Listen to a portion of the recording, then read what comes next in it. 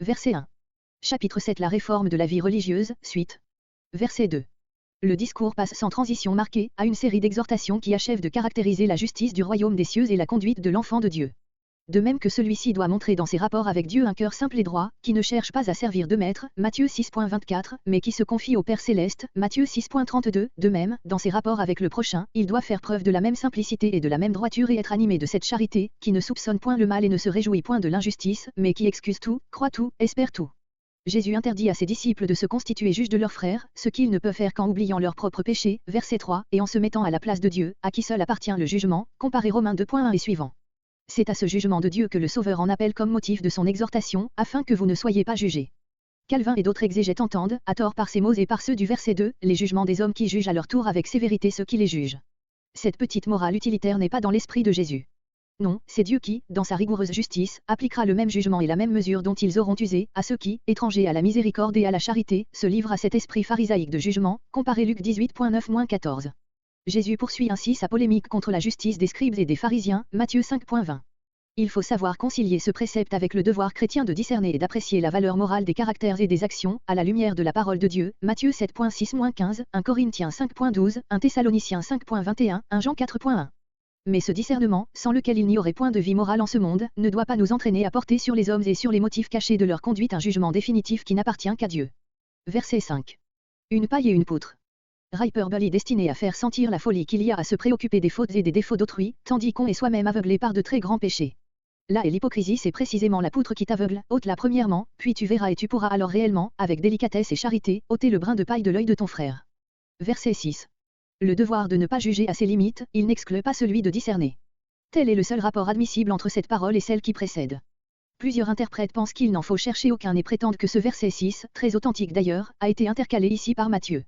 Cette supposition n'est point inadmissible, mais elle n'est nullement nécessaire.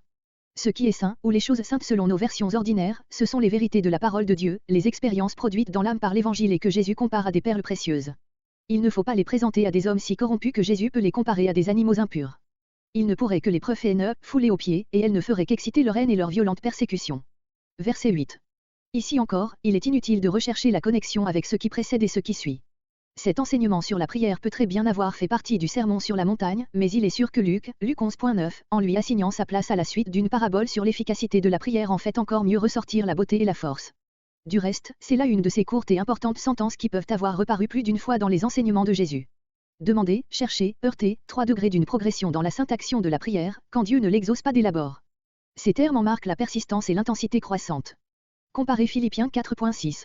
Ce qui doit soutenir l'enfant de Dieu dans ses applications toujours plus ardentes, c'est d'abord la triple promesse que Jésus ajoute ici à son exhortation et ensuite la pensée qu'il s'adresse à son Père, verset 11, comparez Luc 11.9-10, note.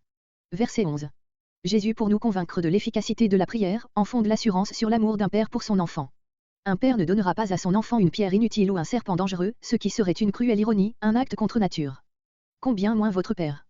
Double contraste, il est amour et vous êtes mauvais, même dans vos affections naturelles, toujours entachées d'égoïsme, vous pouvez faire du mal sans le vouloir à ceux que vous aimez, lui ne donne que des biens, ou de bonnes choses, comparez Luc 11.12-13, note. Verset 12. Sommaire de la loi. Faire aux autres ce que nous attendons d'eux, 12. Difficulté d'entrer dans la vie. La porte est étroite, le chemin resserré, tandis que la porte large et le chemin spacieux mènent à la perdition, 13 à 14. Faux prophètes et fausses apparences.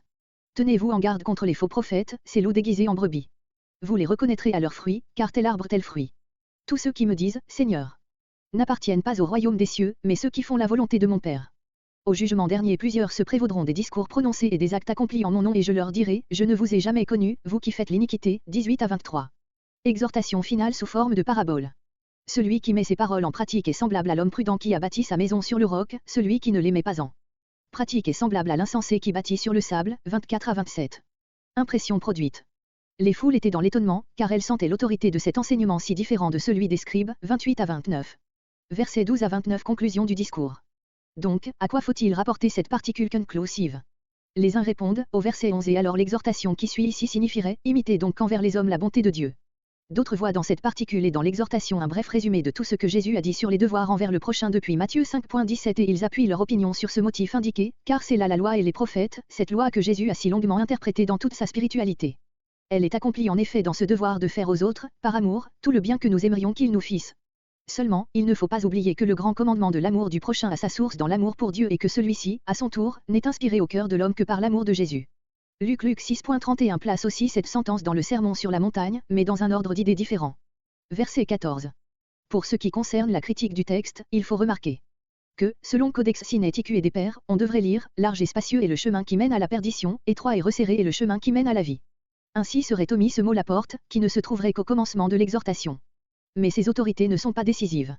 Tischendorf, Ouest Katerort, Weiss adopte la leçon de Codex Sinaiticus et B, parce que, car étroite est la porte, Lachmann, Tregel, Meyer préfère la leçon de la grande majorité des documents, combien étroite est la porte. Cette dernière est à retenir, car, si elle n'était authentique, son introduction dans le texte s'expliquerait difficilement. Entrez, dit Jésus, où? Évidemment dans le royaume de Dieu. Mais quel contraste! Il y a une porte large, un chemin spacieux, facile suivi par la multitude, où chacun peut entrer et marcher avec ses convoitises et ses péchés, mais qui conduit à la perdition, c'est-à-dire à la mort, à la destruction, Philippiens 3.19, Hébreux 10.39, 1 Timothée 6.9. Et il y a une porte étroite, très étroite, où l'on ne peut entrer qu'en devenant petit, que par la repentance et le renoncement. Elle introduit dans un chemin resserré, difficile, image des fatigues et des souffrances morales de la vie chrétienne, mais il conduit à la vie. Plusieurs interprètes, surtout parmi les mystiques, ont interverti l'ordre de cette belle image, se représentant le chemin, la vie chrétienne ici-bas, avant la porte, dont ils font l'entrée du ciel à l'heure de la mort. Mais Jésus place la porte avant le chemin, c'est des ici-bas qu'il faut entrer dans son royaume par la conversion et il faut persévérer jusqu'à la fin par une sanctification constante. Verset 15. Pour marcher sûrement dans le chemin de la vérité, versets entre 13 et 14, il faut se garder des séductions de l'erreur. Qui étaient, dans la pensée de Jésus, les faux prophètes. C'étaient, en première ligne, les docteurs de la loi, les pharisiens, les chefs des prêtres, qui, semblables à leurs devanciers, Jérémie 28, entraînaient le peuple à sa ruine, comparé Luc 6.26. Mais le Seigneur voyait plus loin encore que le moment présent, il savait que dans son Église aussi se lèveraient de faux docteurs prétendant parler au nom de Dieu. Les versets de Matthieu 7.21-23 et surtout Matthieu 24.11-24 montrent avec évidence que Jésus pensait à ce péril futur. En vêtements de brebis, avec l'apparence de la douceur, de l'innocence, de la vérité, mais au-dedans, considérés du dedans, grec, selon leur vraie nature, ils sont des loups ravissants ou rapaces, qui enlèvent et dévorent les brebis. Verset 20. L'erreur n'est pas toujours facile à discerner d'avec la vérité.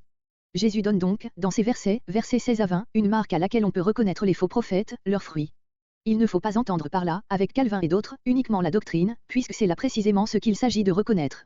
Les fruits ce sont, d'une part, les conséquences pratiques des doctrines annoncées, conséquences qui ne tardent pas à se manifester dans les églises, et d'autre part la vie, l'esprit de ceux qui les annoncent.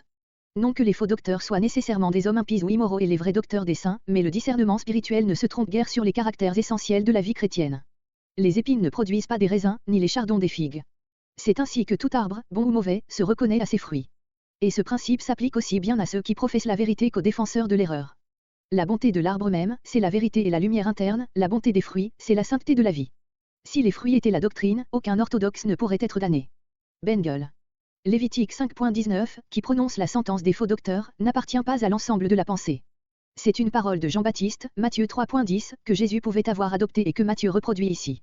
Quand Jésus prend pour exemple les épines et les chardons. Cet exemple est tout naturel et se présente de lui-même en Palestine. Partout où il n'y a pas de culture, l'épine et le chardon abondent. Félix Bauvette, Voyage en Terre Sainte, 7e édition, page 272. Verset 21. Jésus rend ici, versets 21 à 23, sans image, la pensée des versets précédents. Ce qui prouve qu'il s'agit bien des mêmes faux prophètes, confessant le Seigneur Jésus en parole, c'est qu'ils l'ont prophétisé, enseigné, prêché, en son nom, verset 22, et qu'il les jugera par leurs fruits, verset 23. Le titre de Seigneur était celui que les disciples donnaient à Jésus et qu'il approuvait Jean 13.13, il devint aussi dans l'Église une confession de sa grandeur divine 1 Corinthiens 12.3, Philippiens 2.11 et il avait aux yeux des chrétiens une signification d'autant plus importable que ce nom est, dans la version grecque, des Septante, qu'il lisait, la traduction constante de celui de Jéhovah. Or, prononcer des lèvres ce nom, saint, le donner à Jésus sans faire la volonté de son Père, ce culte formaliste n'ouvrira à personne l'accès au royaume des cieux. Verset 22. Au jour du jugement éternel, souvent ainsi désigné dans l'Écriture comme le jour décisif. 2 Thessaloniciens 1.7-10, 2 Timothée 1.18, 2 Timothée 4.8. Prophétiser, parler au nom du Seigneur comme prophète ou envoyé de Dieu, comparer 1 Corinthiens 12.10, 1 Corinthiens 14.3, il s'agit ici du don de prophétie tel qu'il se manifesta plus tard dans l'Église chrétienne. Chasser des démons, guérir des démoniaques malades. Faire des miracles, grec acte de puissance, divers actes que peut seul produire une force surnaturelle. Il est donc possible que ces actes soient effectués par des hommes qui n'ont point éprouvé la puissance morale et régénératrice de l'Esprit de Dieu. C'est ce que suppose l'apôtre Paul, 1 Corinthiens 13.2, 2 Thessaloniciens 2.9, et que Jésus déclare positivement ailleurs, Matthieu 24.24. Et il faut remarquer ce mot 3 fois répété, en ton nom, grec par ton nom, en l'employant comme un moyen, ce nom de Seigneur, que ces hommes invoquaient pour accomplir ces actes de puissance. Cet avertissement s'applique encore à l'Église de nos jours. Verset 23. Grec, et alors je leur confesserai. Quand? Voir le verset 22. Avec quelle majesté le Seigneur se pose comme juge du monde, dès les premiers temps de son ministère, comparé verset 24 note. Le fait-il moins clairement que dans Saint Jean, Jean 5.22.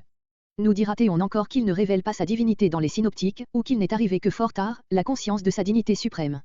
Je ne vous ai jamais connu doit s'entendre d'une connaissance fondée sur une communion vivante avec lui, Jean 10.14, 1 Corinthiens 8.3, 1 Corinthiens 13.12, Galates 4.9. Il faut remarquer que la cause de cette réjection est l'iniquité de tels hommes.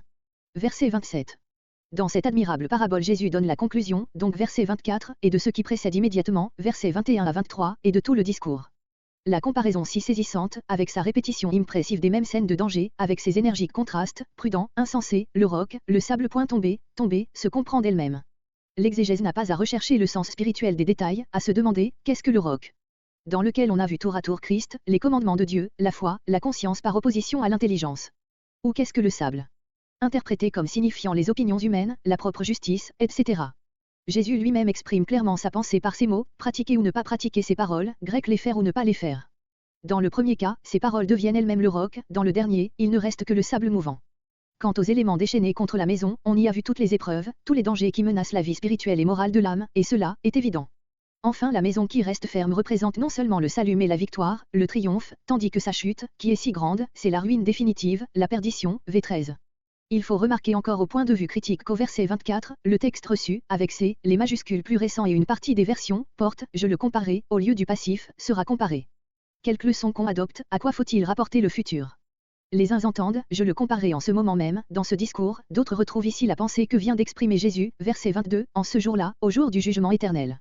Ce n'est qu'alors, en effet, que sera révélé qui avait été fondé, plus que parfait, sur le roc ou sur le sable, quel édifice subsiste, lequel tombe. Verset 29.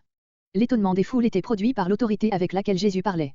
Cette autorité résultait, d'une part, du sentiment de sa mission divine, qui animait sa parole et d'autre part, du pouvoir de la vérité, mis en contact immédiat avec les âmes. Ni cette autorité ni ce pouvoir, deux sens du mot grec, n'étaient dans l'enseignement de leurs scribes. Ce pronom, omis par le texte reçu, exprime un mépris trop bien mérité par la manière dont ces savants du temps de Jésus expliquaient et enseignaient les saintes écritures, voire sur la vocation et le caractère de ces scribes, dont le nom revient si souvent dans les évangiles, Matthieu 2.4, note et Matthieu 23.2, note.